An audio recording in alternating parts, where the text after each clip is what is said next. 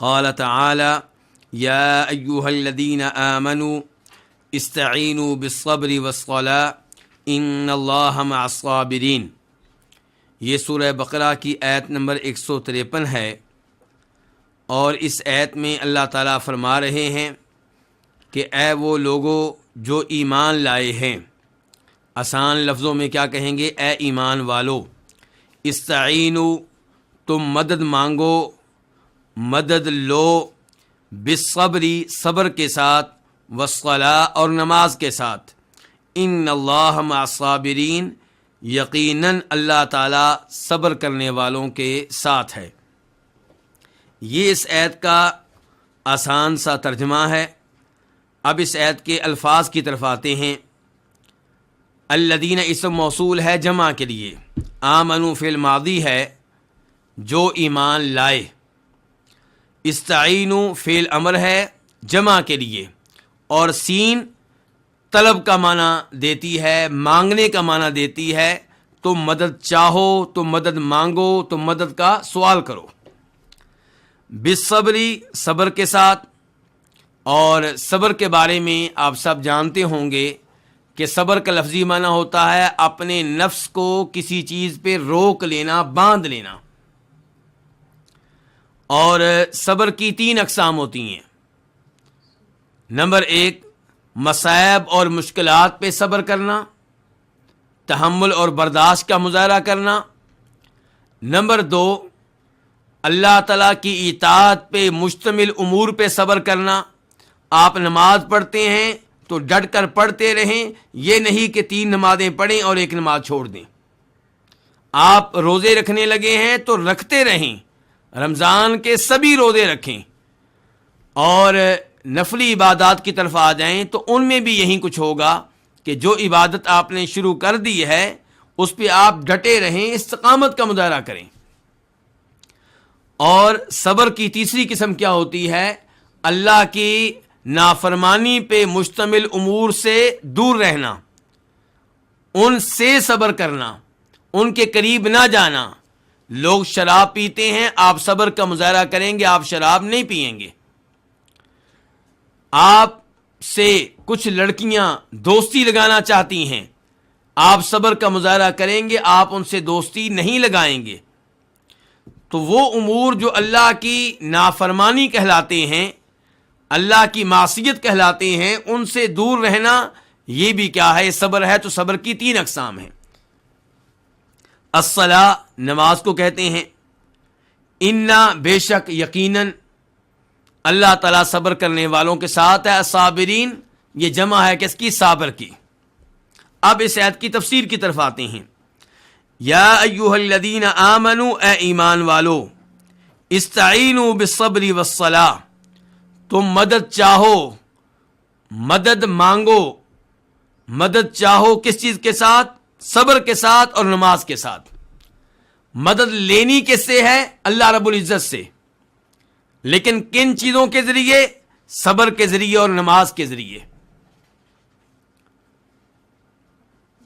صبر یہ بہت ہی اہم چیز ہے۔ قرآن و حدیث میں اس کے کئی فوائد اور کئی فضائل بیان ہوئے ہیں۔ مثال کے طور پہ نبی علیہ الصلوۃ والسلام اس حدیث میں ارشاد فرماتے ہیں جسے امام مسلم اپنی صحیح میں لے کر آئے ہیں، عجبا لامر المؤمن فان امرہ کلہ خیر۔ مومن کا معاملہ بہت ہی عجیب ہے، کیونکہ مومن کے ہر معاملے میں خیر ہی خیر ہے۔ نبی علیہ الصلوۃ والسلام فرماتے ہیں، اور یہ اعزاز صرف مومن کے لیے ہے، کسی اور کے لیے نہیں ہے۔ پھر آپ نے اس کی تفصیل بیان کی۔ آپ نے فرمایا کہ مومن، اس پہ مشکلات آتی ہیں، مصائب آتے ہیں، صبر کرتا ہے تو یہ صبر اس کے لیے خیر کا باعث بن جاتا ہے۔ اور جب اسے خوشیاں ملتی ہیں تو خوشیوں پہ اتراتا نہیں ہے، تکبر نہیں کرتا، خوشیوں کی وجہ سے اللہ کی نافرمانی نہیں کرتا، بلکہ اللہ کا شکر ادا کرتا ہے، تو یہ شکر بھی اس کے لیے خیر کا باعث بن جاتا ہے۔ تو اس حدیث سے پتہ چلا کہ مصائب پہ صبر کرنا یہ خیر کا باعث ہے۔ اور اللہ تعالیٰ یہ بھی فرماتے ہیں، انما یوفی الصابرون اجرہم بغیر حساب، کہ صبر کرنے والوں کو ان کے صبر کا پورا پورا بدلہ دیا جائے گا، بغیر حساب کے دیا جائے گا۔ والصلاۃ، اور اللہ تعالی نے کہا ہے کہ مدد چاہو نماز کے ذریعے بھی۔ نماز سے انسان کو بہت سے فوائد ملتے ہیں۔ مثال کے طور پہ اللہ تعالیٰ کہتے ہیں سورہ عنکبوت میں اتلو ما اوحی الیک من الکتاب واقم الصلاۃ ان الصلاۃ تنہی عن الفحشاء والمنکر، کہ آپ اس کتاب کی تلاوت کیجئے جو آپ کی طرف وحی کی گئی ہے، اور نماز قائم کیجئے، یقیناً نماز انسان کو بچاتی ہے، روکتی ہے برائی سے، بے حیائی سے۔ تو یہ کس کا فائدہ ہے؟ نماز کا۔ ایسے ہی نماز انسان کو حوصلہ دیتی ہے۔ نماز میں انسان کو اللہ سے سرگوشیاں کرنے کا موقع ملتا ہے۔ اس لیے جب پریشانیاں آئیں، مصائب آئیں، مشکلات آئیں، تو آپ کیا کریں؟ نماز شروع کر دیں، تاکہ اللہ رب العزت سے باتیں کرنے کا، دعائیں کرنے کا صحیح معنوں میں موقع مل سکے۔ اللہ رب العزت نے یہی حکم ایک اور مقام پہ بھی دیا ہے، سورہ بقرہ میں ہی اللہ تعالیٰ فرماتے ہیں وَاسْتَعِینُوا بِالصَّبْرِ وَالصَّلَاةِ وَإِنَّهَا لَكَبِیرَةٌ إِلَّا عَلَى الْخَاشِعِینَ۔ اور نبی علیہ الصلوۃ والسلام کے بارے میں امام ابو داؤد اپنی سنن میں روایت کرتے ہیں جناب حذیفہ بن یمان سے کہ نبی علیہ الصلوۃ والسلام جب گھبرا جاتے، جب مشکلات آتی، جب کوئی پریشانی ہوتی، جب کوئی ایسا معاملہ ہوتا جو خوف پہ مشتمل ہوتا، تو آپ نماز میں پناہ لیا کرتے تھے، آپ نماز کی طرف رجوع کیا کرتے تھے، کیونکہ نماز میں اللہ سے صحیح معنوں میں رابطہ کرنے کا موقع ملتا ہے۔ اور امام طبری صحیح سند کے ساتھ روایت کرتے ہیں جناب عبداللہ ابن عباس رضی اللہ تعالیٰ عنہما سے کہ وہ حالت سفر میں تھے، انہیں اطلاع ملی کہ ان کے بھائی قسم فوت ہو گئے ہیں۔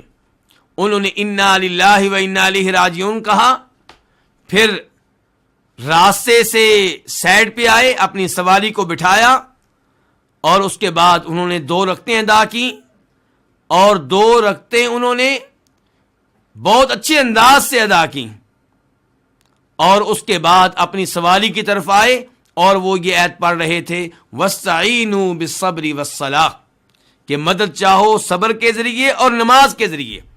تو عبداللہ ابن عباس کو ایسی خبر ملی جو پریشانی پہ مشتمل تھی، غم پہ مشتمل تھی، انہوں نے کیا کیا؟ سواری اپنی روک دی اور نماز ادا کی۔ تو اس سے آپ اندازہ لگا سکتے ہیں کہ پریشانیوں میں اور مشکلات میں نماز کا کیا کردار ہے، نماز انسان کو کس قدر حوصلہ دیتی ہے۔ اس لیے ہم سب کو چاہیے کہ جب مشکلات آئیں، پریشانیاں آئیں، صبر کا مظاہرہ کریں، اور دوسرے نمبر پہ نماز کا کثرت سے اہتمام کریں۔ اس کے بعد اللہ تعالیٰ فرماتے ہیں ان اللہ مع الصابرین، یقیناً اللہ تعالیٰ صبر کرنے والوں کے ساتھ ہے۔ یہ جملہ صبر کرنے والوں کے لیے خوشخبری کی حیثیت رکھتا ہے کہ اللہ تعالیٰ کہہ رہے ہیں صبر کرنے والوں میں تمہارے ساتھ ہوں۔ یہ اللہ تعالیٰ کا کون سا ساتھ ہے، کون سی معیت ہے؟ یہ اللہ تعالیٰ کی خاص قسم کی معیت ہے، معیت خاصہ، کیونکہ معیت کی 2 قسمیں ہوتی ہیں، ایک معیت عامہ اور ایک معیت خاصہ۔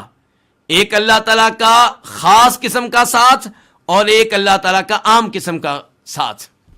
اللہ تعالیٰ ہر ایک کے ساتھ ہے۔ یہ کیا ہے؟ معیت عامہ، اللہ تعالیٰ کافروں کے بھی ساتھ ہے، اللہ تعالیٰ مسلمانوں کے بھی ساتھ ہے، جو گناہ کر رہا ہوتا ہے اللہ اس کے بھی ساتھ ہے، جو نیکی کے امور پہ ٹائم دے رہا ہوتا ہے، نیکی کے امور میں مشغول ہوتا ہے، اللہ تعالیٰ اس کے بھی ساتھ ہے۔ تو یہ اللہ کی کون سی معیت ہے؟ معیت عامہ۔ جس معیت کا تقاضا کیا ہوتا ہے کہ اللہ تعالیٰ جس کے ساتھ عام طور پہ ہے، اللہ تعالیٰ اسے دیکھ رہا ہے، اللہ اس کی آواز سن رہا ہے، وہ اللہ تعالیٰ کی قدرت میں ہے، اللہ نے اس کا احاطہ کر رکھا ہے، وہ اللہ سے بھاگ نہیں سکتا۔ اور جب اللہ تعالیٰ کی خاص معیت ہوتی ہے تو پھر مطلب یہ ہوتا ہے کہ اللہ تعالیٰ جس کے ساتھ خصوصی طور پہ ہے، اللہ تعالیٰ اس کی مدد کرتا ہے، اس کے ساتھ اللہ کی نصرت ہے، اس کے ساتھ اللہ کی تائید ہے۔ جیسا کہ اللہ تعالیٰ نے موسیٰ علیہ السلام سے کہا تھا کہ تم اور ان کے بھائی ہارون سے کہا تھا تم فرعون کی طرف جاؤ اور اسے تبلیغ کرو، اسے دعوت دو، اور کیا کہا تھا؟ اننی معکما اسمع و ارا، میں تم دونوں کے ساتھ ہوں، جو وہاں پہ ہوگا میں دیکھ رہا ہوں، جو باتیں کی جائیں گی میں سن رہا ہوں۔ اب اللہ تعالیٰ کہہ رہے ہیں موسیٰ علیہ السلام اور ہارون علیہ السلام سے کہ میں تم دونوں کے ساتھ ہوں۔ اللہ تعالیٰ نے یہ نہیں کہا کہ میں تم سب کے ساتھ ہوں، فرعون کے ساتھ بھی ہوں اور موسیٰ تمہارے ساتھ بھی ہوں اور ہارون تمہارے ساتھ بھی ہوں۔ یہاں پہ اللہ تعالیٰ صرف موسیٰ علیہ السلام اور ہارون علیہ السلام سے کہہ رہے ہیں کہ میں تم دونوں کے ساتھ ہوں۔ اس کا مطلب یہ ہے کہ یہ وہ معیت ہے جو موسیٰ علیہ السلام ہارون علیہ السلام کو حاصل ہے، فرعون کو حاصل نہیں ہے۔ تو اس کا مطلب یہ ہے کہ تم جاؤ، تبلیغ کرو، دعوت دو، اگر اس نے تم پہ کوئی ظلم کرنے کی کوشش کی تو میں تمہارے ساتھ ہوں، تمہاری مدد کروں گا، تمہاری تائید کروں گا۔ اور جب نبی علیہ الصلوۃ والسلام اور جناب صدیق رضی اللہ تعالیٰ عنہ غار ثور میں تھے تو جناب صدیق نے دیکھا کہ کافر قریب پہنچ گئے ہیں اور قریب ہے کہ ان کی نگاہ غار کے اندر پڑ جائے، نبی علیہ الصلوۃ والسلام پہ پڑ جائے، جناب صدیق پہ پڑ جائے، تو جناب صدیق نبی علیہ الصلوۃ والسلام کی ذات کے تعلق سے پریشان ہوئے کہ کہیں کافر آپ کو کوئی نقصان نہ پہنچا دیں۔ تو انہوں نے پریشانی کا اظہار کیا تو نبی علیہ الصلوۃ والسلام نے فرمایا تھا لا تحزن ان اللہ معنا، ابو بکر غم نہ کرو، ٹینشن نہ لو، بے شک اللہ تعالی ہمارے ساتھ ہے، اللہ تعالی ہمارے ساتھ ہے، یعنی کہ کافروں کے ساتھ نہیں ہے۔ تو یہ کون سی معیت ہے؟ پھر خاص قسم کی معیت ہے، ورنہ عام طور پہ تو اللہ تعالیٰ جیسے اللہ کے رسول کے ساتھ ہیں، ابو بکر صدیق کے ساتھ ہیں، ایسے ہی اللہ تعالیٰ کافروں کے بھی ساتھ تھے، لیکن اللہ کے رسول کہہ رہے ہیں ہمارے ساتھ ہے اللہ تعالیٰ، یعنی کہ اللہ کی خاص معیت ہمارے ساتھ ہے، یہ اعزاز کافروں کے لیے نہیں ہے۔ اور جب موسیٰ علیہ السلام بنی اسرائیل کو لے کر سمندر کی طرف آئے فرعون سے نجات حاصل کرنے کے لیے، فرعون کی غلامی سے اپنی قوم کو بچانے کے لیے، تو تب فرعون نے ان کا تعاقب کیا، وہ بھی بہت بڑا لشکر لے کر آیا۔ اب بنی اسرائیل گھبرا گئے، پریشان ہو گئے، ڈر گئے، آگے سمندر ہے، پیچھے فرعون کا لشکر ہے، کیا بنے گا؟ تو موسیٰ علیہ السلام نے کہا تھا ان معی ربی سیہدین، یقیناً میرے ساتھ ہے میرا رب، سیہدین، وہ میرے لیے راستہ بنائے گا۔ تو یہاں پہ موسیٰ علیہ السلام کہہ رہے ہیں میرے ساتھ ہے میرا رب، یعنی فرعون کے ساتھ نہیں ہے، فرعون کے لشکر کے ساتھ نہیں ہے، تو کون سی معیت ہے؟ خاص قسم کی معیت ہے۔ تو اللہ تعالیٰ اسی معیت کے بارے میں کہہ رہے ہیں کہ یہ صبر کرنے والوں کو حاصل ہے، تو یہ صبر کرنے والوں کے لیے بہت بڑی خوشخبری ہے اور بہت بڑی ان کے لیے بشارت ہے۔